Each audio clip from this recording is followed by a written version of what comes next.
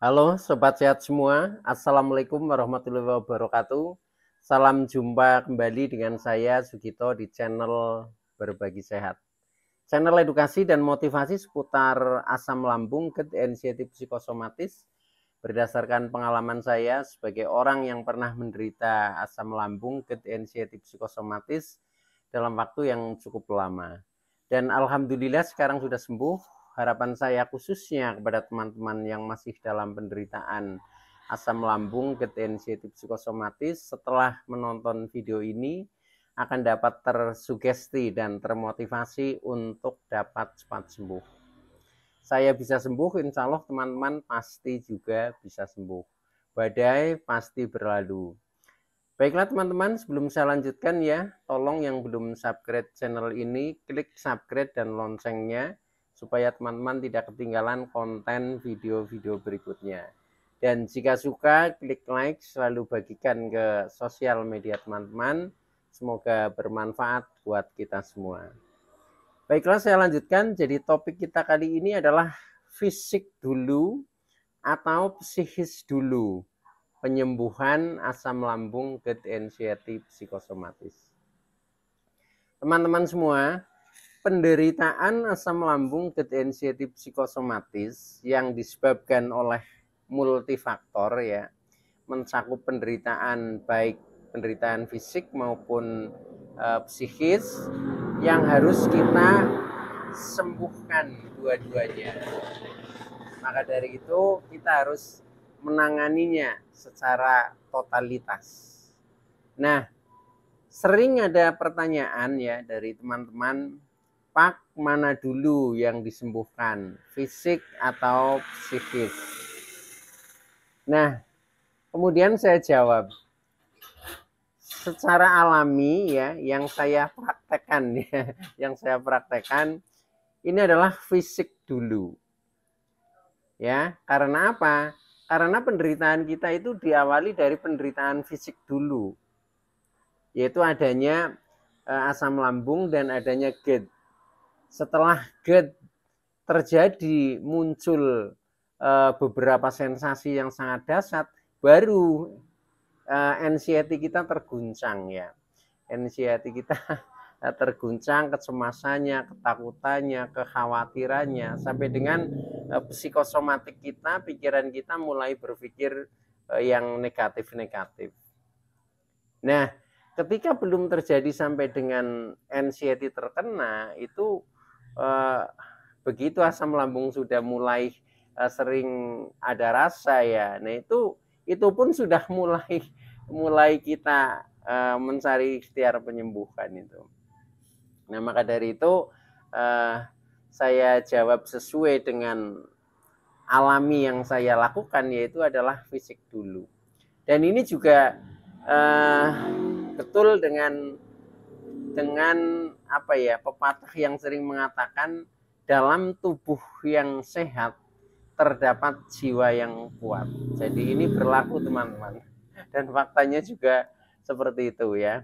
Nah, maka dari itu intinya sebenarnya ketika kita sudah terkena, baik itu terkena fisik maupun psikisnya, itu dua-duanya memang harus ditangani ya, ditangani. Namun demikian biasanya itu memang kita terkenanya juga mulai dari fisiknya dulu, muncul sensasi dulu, nah baru psikis terguncang. Itu tahapannya seperti itu.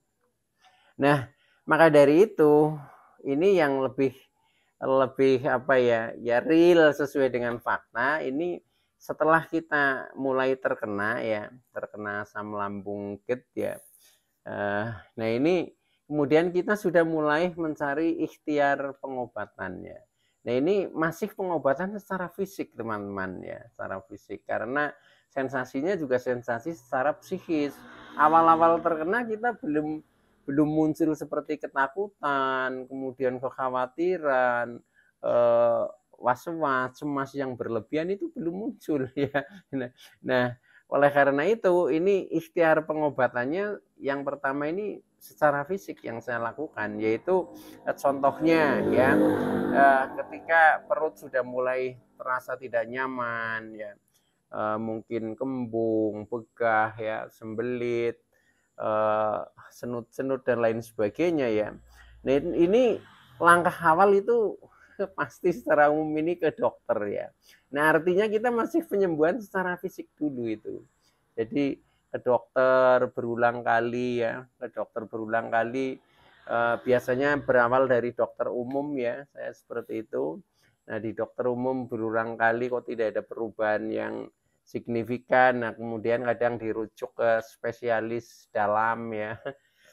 Nah, setelah di apa, penyakit dalam itu juga kadang belum sembuh-sembuh juga, sensasi masih muncul juga, bahkan kita bertambah ya. Nah, ini akhirnya sampai ke paranormal juga. Karena apa ya? Dalam posisi seperti itu kita sudah mulai kebingungan. Nah, di saat mulai kebingungan ini anxiety baru mulai timbul seperti itu. Selalu cemas, selalu khawatir ya. Pikiran selalu menganalisa negatif. Jangan-jangan itu ketika misalkan kita keliengan yang terus-menerus dikasih obat juga tidak sembuh, akhirnya pikiran berkhayal, jangan-jangan ini ada tumor otak atau apa, kan seperti itu. Di saat dada sering nyeri, nah ini kita berpikirnya jangan-jangan jantung saya kena, misalkan seperti itu, dan seterusnya. Nah, disitulah mulai terkena anxiety dan psikosomatiknya itu. Nah, setelah itu ya, kita sudah shopping dokter lah ya, diawali dengan dokter umum ya, kemudian sampai ke dokter spesialis dalam biasanya seperti itu. Nah, bahkan sampai ke paranormal. Nah, setelah itu kita kembali lagi ke dokter lagi ya, di saat ada sensasi yang tidak tertahankan, nah itu biasanya saya lari ke dokter. Nah, sampai pernah juga disarankan untuk ke psikiater, ke psikolog ya, itu seperti itu. Nah, kemudian setelah itu karena sudah ditangani dokter umum, dokter spesialis dalam juga belum sembuh. Nah, kemudian sudah sama dokter juga disarankan contohnya ke psikiater ya, atau ke psikolog. Nah, ini baru langkah berikutnya adalah ikhtiar. Ikhtiarnya adalah penyembuhan psikis. Karena menurut dokter juga setelah dicek organ tubuh kita ternyata baik-baik saja ya, kondisinya normal. Nah, berarti ini ada gangguan di psikis atau di kejiwaan kita, yaitu tentang kecemasan yang berlebih dan pikiran yang selalu menganalisa negatif. Nah, setelah itu baru disarankan ke psikiater, contohnya seperti itu. Nah, maka tahap yang kedua setelah kita melalui pengobatan secara fisik, ini pasti rata-rata baru ke yang bersifat psikis. Nah, seperti pengalaman saya ya, contohnya waktu itu saya disarankan untuk ke psikiater ya, karena setelah dicek sama dokter kan kondisinya normal semua ya, normal semua sampai dengan cek darah juga normal. Nah, akhirnya disarankan ke psikiater, nah atau ke psikolog seperti itu ya. Nah, namun demikian alhamdulillah saya tidak sampai ke psikiater maupun psikolog, tetapi sebelum itu ya, nah setelah itu maksud saya, setelah saya disarankan ke psikiater, saya banyak sharing dengan teman-teman yang sudah pernah ke psikiater. Jadi maksudnya seperti apa bentuknya pengobatannya dan sebagainya. Nah, akhirnya melalui sharing itu saja saya sudah ada perubahan menjadi agak membaik gitu loh. Karena saya sudah ada perubahan agak membaik, akhirnya saya alhamdulillah belum pernah ke psikiater itu. Nah, kemudian setelah itu saya lebih banyak mengikuti motivator ya. Mengikuti motivator baik itu langsung maupun lewat media sosial ya. Nah, itu ternyata dari situ saya bisa bangkit sudah. Saya sudah bisa bangkit. Saya juga sambil belajar mencari info-info seputar asam lambung ketensiatif psikosomatis ya yang bersifat teoritis. Nah, akhirnya saya sudah memahami alur-alurnya. Oh, ternyata seperti ini, seperti ini. Nah, akhirnya secara mental saya sudah mulai bangkit itu waktu itu ya. Sudah mulai bangkit. Nah, akhirnya kemudian yang terakhir dengan kiat-kiat sendiri ya. Dengan kiat-kiat sendiri, dengan percaya diri, kemudian saya menerapkan saran-saran dari sharing teman-teman dan dari motivator. Nah, kemudian itu saya praktekkan ya. Nah, ternyata akhirnya semakin membaik dan akhirnya menjadi sembuh itu teman-teman. Nah, maka dari itu menurut saya di dalam mencari ikhtiar penyembuhan ini, baik itu fisiknya dulu maupun psikisnya dulu, itu nggak perlu dipermasalahkan ya. Yang penting intinya pada akhirnya kita itu sembuh gitu.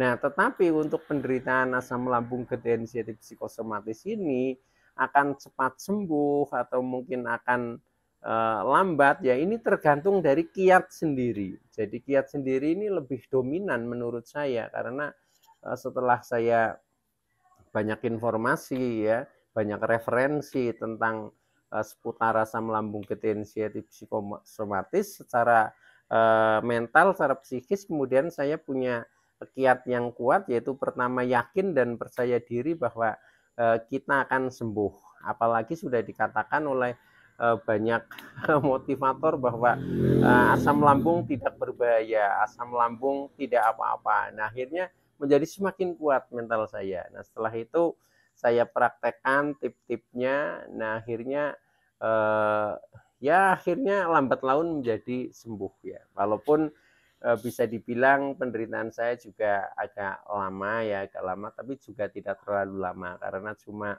1 tahun lebih lah, 1 tahun lebih itu saya sudah istilahnya ya memproklamirkan diri saya sudah sembuh gitu.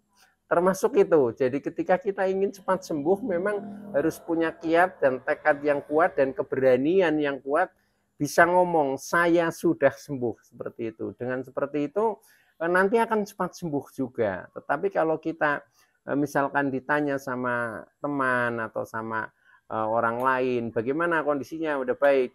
Ya ini sudah mendingan, tapi ini masih ada ini, ada itu. Nah, ketika seperti itu nggak akan sembuh-sembuh ya. Jadi kita harus awali dulu apa yang kita inginkan. Karena apa? Dari pikiran ini akan direspon oleh tubuh kita. Ketika pikiran kita mengatakan sembuh, yakin, maka respon tubuh juga akan sembuh. Begitu teman-teman yang saya rasakan. Oleh karena itu, bagi teman-teman yang masih dalam penderitaan asam lambung ketensiatif psikosomatis, tetap semangat, optimis ya, pasti sembuh. Oke, itu dulu teman-teman yang bisa saya sampaikan, kurang lebihnya mohon maaf. Terima kasih atas like, subscribe, serta komennya. Saya Sugito dari channel Berbagi Sehat. Saya bisa sembuh, insya Allah teman-teman pasti juga bisa sembuh. Badai pasti berlalu. Ingat mantra kita, sumeleh nerimo ing pandum. Selalu bersyukur apa adanya dengan tulus ikhlas. Semoga semuanya sehat walafiat. Oke, terima kasih. Wassalamualaikum warahmatullahi wabarakatuh.